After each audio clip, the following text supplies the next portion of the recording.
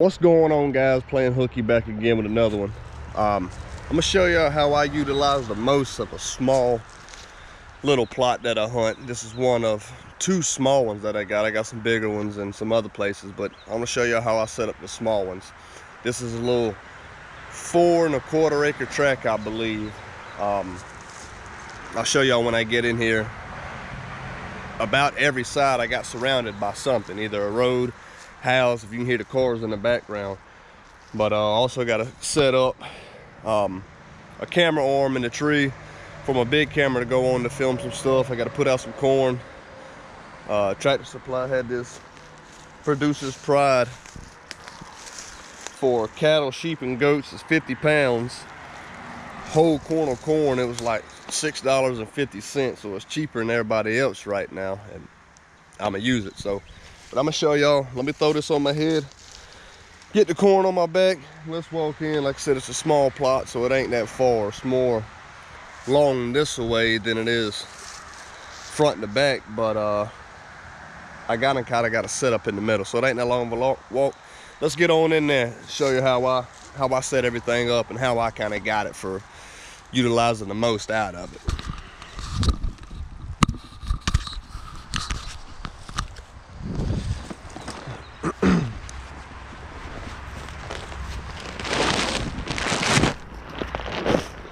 And I wanted to turn y'all on right here so you can see this.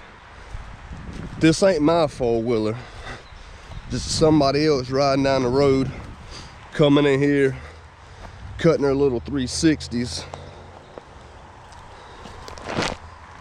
Just pisses me off, man. You know, I spend money to try to get deer in here and hunt, and there's an old rub from last year. But spend money to get deer in here and hunt it, and then luckily I didn't have to get a lease or nothing on it. It's not my piece of property, somebody else's, but they said I could hunt it, and you got people coming in here, and I'll show you how close they're riding, which I know where they're coming from. I talked to them last year. I got this property last year, mid-season, so I didn't really hunt it. I was just kind of seeing what was in here.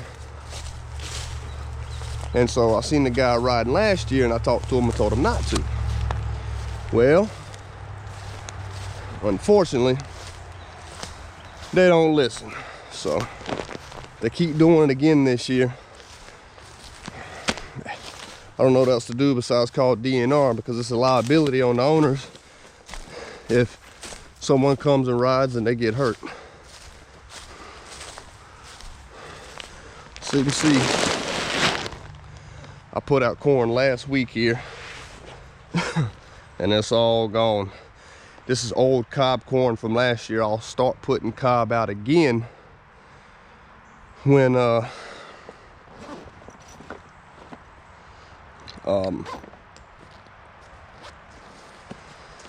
whenever the season starts. We got about a little less than a month.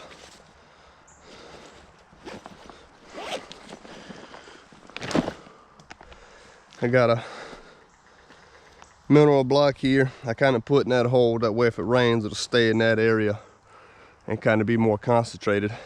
Got my camera there, if y'all can see it, right there, and the stand is right through there, which I'll get up in a minute to show y'all. So there's a house here. If y'all can see the little white and red stuff through there, there's a house there, probably, I don't know, about 200 yards, 250 yards. There's a house this way about 400 yards, and then the road's that way where we just came in from. You seen how short the walk was. It probably ain't 150 yards. And then this guy that owns this house owns the land on the other side. His land kind of makes an L around this one, and he's got some old cars and a shed and stuff, and he kind of works up there every now and again and just kind of stores stuff. But so I got my stand at an angle from here. The deer usually come from down there, so they cross through here as a pinch point to go across the street. That man's got about 45 acres across the street, and he always plants it every year, and he kind of plants a bunch of it just for the deer so he can watch them and just see them. He don't hunt. So the only water source, you got the lake, I don't know, maybe a half a mile that away, 3/4 of a mile that away. But right through here, about on the other side of this dude's property, it's about 550 yards. There's a nice water hole. I might take y'all there and show y'all kind of what it's like or whatever. So they come through here. It's kind of like a little creek bottom, and unless it starts raining real heavy, it don't hold any water. But so the deer come up through here, come on around, and right here on the corner of this property and the next people's property, they cut across the street every morning, every afternoon. So seeing it from last year to this year, this place is overrun with does.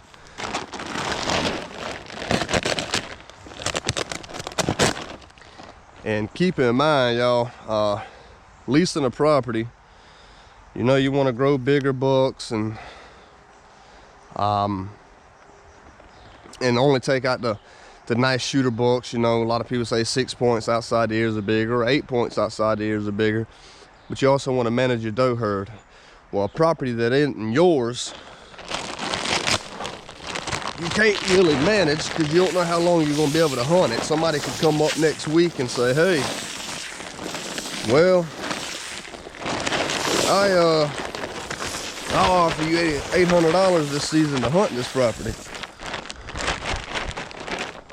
Well, and now I'm screwed, and I've been managing it and bringing the deer on the property and feeding them, and I'd like to bring my four-wheeler in here and kind of all in this general area that's kind of thinned out, make a little food plot. But that's more work, more time, more money than if I lose the property.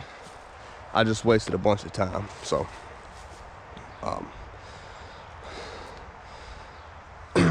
change this camera cord out.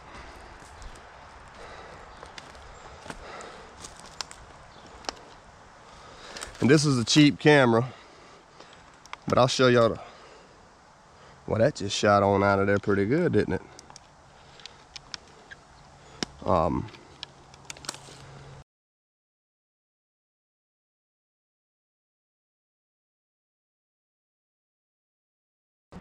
right, guys, I got this camera mount here. It's a Muddy basic camera arm, 4 pounds. Trying to get the dimensions for you. You know, better shots. The corn's there, like I said. Road's there. House through there, that way. House that way. And the guy's little shed stuff and whatever. So I bow hunt or either use shotgun buckshot in this stand. And I just shoot an old Remington 870, 2 3/4, double aught buckshot. Like I said, once season starts, we'll start putting out 2 bags of corn. But them deer usually come from behind us, walk down this little creek bottom. Like I said, it's dry usually all year round unless we get rain. Listen, that's all I got for you. Y'all stay tuned. As soon as I get back to the house, I'll just go straight into the photos and y'all can kind of see. I'll click real fast instead of putting on autoplay. If we get to any nice bucks or something like that, I'll stop it just so y'all can see how many does are on here. There's usually about 6 to 10 of them coming out with some yearlings every morning, every afternoon, and throughout the whole part of the day. So I don't want to sit here and talk too much. I've already been rambling on trying to explain y'all this little situation. But like I said, when we get to the house, I'll just throw up the photos. About 3 weeks from now, season will start. We'll start sitting, see if I can't get some things. I want to take some does out, but if there's a buck, of course, I'll wait a little while and hold off until I get one of them. I don't know how long I'm gonna have this property or my other little 15-acre tract, so I'm not managing the property or whatever is kind of bow hunting a shotgun, and anything that's legal at the time I'm gonna shoot. I'm not gonna shoot a bunch of deer. I'll just shoot 1 or 2 deer a year. That's all I can eat, so that's all I take. I don't get stingy with it. People say, hey, I shot 40 deer last year. Well, good for you. I can't eat 40 deer. So anyway, y'all stay tuned, watch these photos. Until then, we'll see y'all again on another one. Take care, God bless, and we gone.